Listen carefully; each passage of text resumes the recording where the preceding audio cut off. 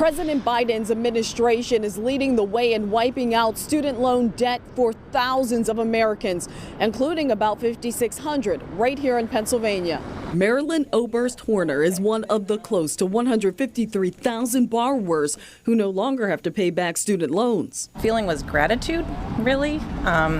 It's just incredible. I've been dealing with this debt since I was in my 20s, and I really had resigned myself to know that I was not going to be able to pay it off until I died. The Biden administration announced the cancellation of $1.2 billion in student loan debt, a move that changed Marilyn's life. In huge ways. I mean, just planning, I'm 59 years old.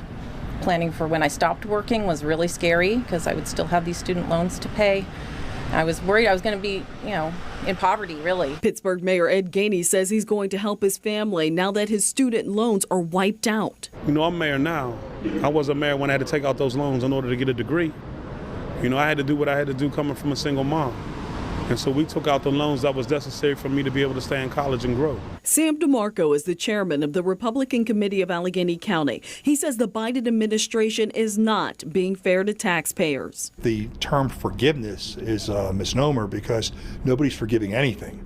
What they're doing is the Biden administration is trying to shift the burden of paying these loans back onto the taxpayers and people who never took out those loans in the first place. Both Republicans and Democrats agree lawmakers need to take a close look at the cost of higher education. I think that everybody should have their student loans forgiven.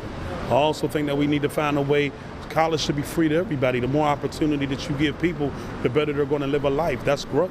I believe, and Republicans believe, that the high cost of higher education is a problem.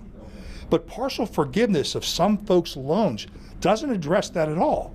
It doesn't help the people that are going to come and go to school next year. The Department of Education will now reach out to borrowers who are eligible for early relief, but they are not enrolled in the SAVE plan. Reporting downtown Pittsburgh, Chandy Chapman, Pittsburgh's Action News 4.